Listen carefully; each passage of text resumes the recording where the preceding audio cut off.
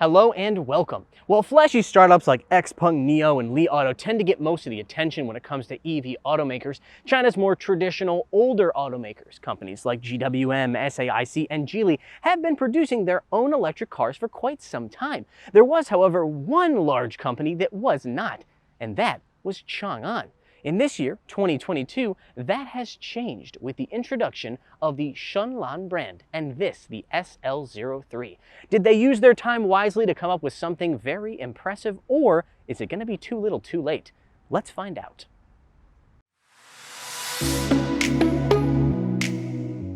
Shenlan, which translates to deep blue, is actually one of two EV brands that Changan debuted this year. The other is a premium brand called Avatar. Hopefully we'll bring you a review of their first model, the Avatar 11, later this year. The SL03 is aimed squarely at the Tesla Model 3, but its design language is much more aggressive than the Tesla. I know styling is subjective, but I think when you park these two cars next to each other, the Tesla looks a bit like a potato. And that's before we get to these crazy daytime running lights that look like, I don't know, a gun sight, or maybe the barrel of some sort of futuristic plasma weapon.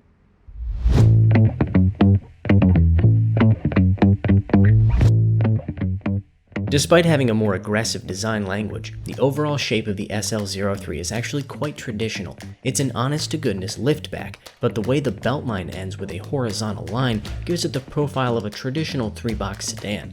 The length of 4.82 meters makes it 10 centimeters or 4 inches longer than a Model 3. Any attempt at subtlety has been pretty much abandoned when it comes to the rear design of this car, particularly the shape of the taillight here, which further emphasizes the gun sight LEDs. This thing is definitely made for the Call of Duty generation. Luckily, there's plenty of space back here for you to fit enough equipment to have a fun LAN party with all of your buddies. God, I sounded old when I said that, didn't I? At a price of $25,000 to $30,000 US, the EV versions of the SL03 undercut the base Tesla Model 3 by $10,000 to $15,000 US here in China. It's also cheaper than the BYD Seal, which starts at $29,000.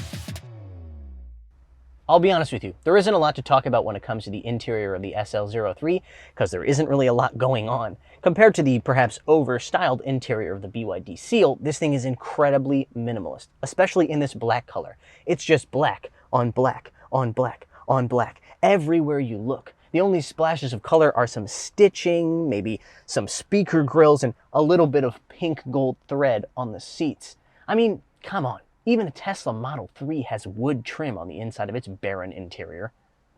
As we previously discussed when reviewing the Voya Free, all these new brands need a kind of party trick to separate themselves from the crowd. In the case of this car, it's a screen that turns. No, I don't mean that it flips like a BYD going from portrait to landscape or landscape to portrait.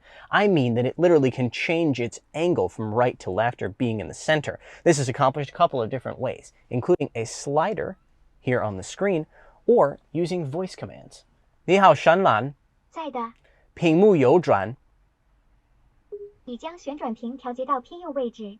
It's not quite as dramatic as the party tricks from other brands, but it's also not quite as useless.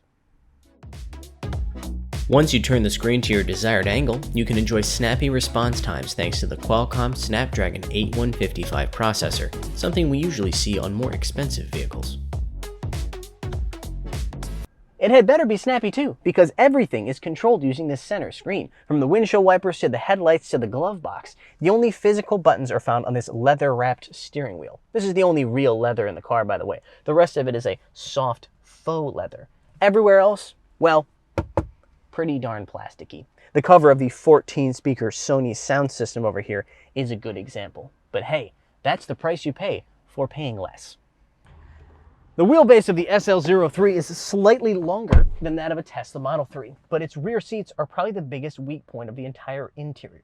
It's not because of legroom. As you can see with the seat adjusted for me, there is plenty of space here. The floor also very flat, if a bit high, but that's a common problem with EVs. The problem is up here. When it comes to headroom, I am 5'9", about 1.75 meters tall, and I can barely squeeze more than a finger between my head and the roof. If you hit a bump while riding in the back of this car, you will hit your head on the ceiling. I'm forced to assume that Chang'an employed a team of Oompa Loompas to engineer this car. If you manage to remain conscious after hitting your head on the ceiling, you will realize that there's only one USB port down here. Overall, not very impressed.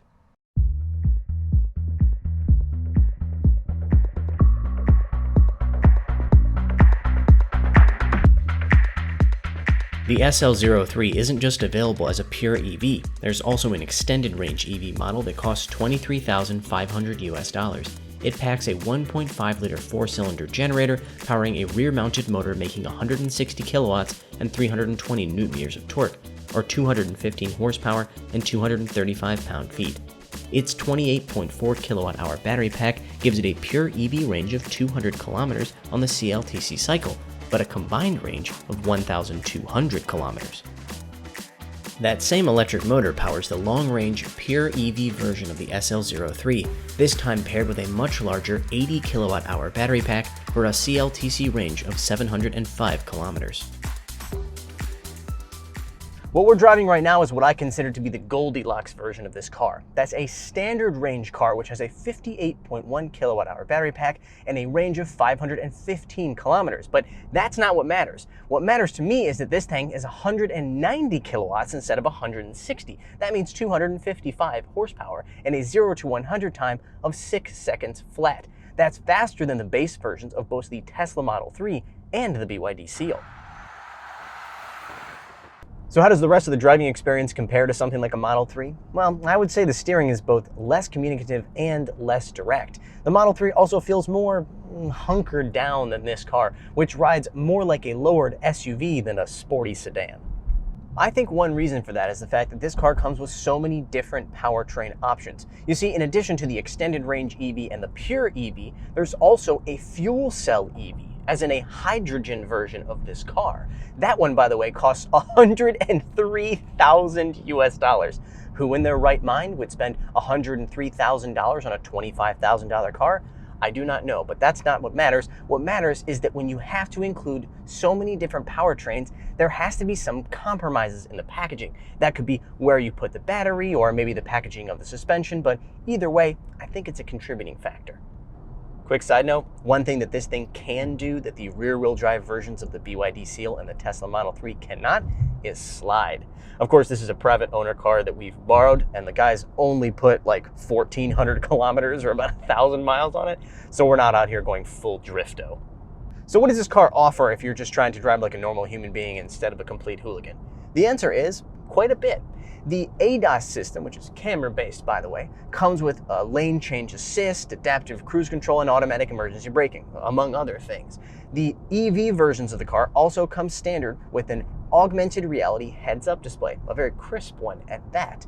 The car doesn't have the same sporty driving dynamics of a Tesla Model 3, and it does lack some of the premium feeling in its ride as well, but it's also quite comfortable, at least in daily use.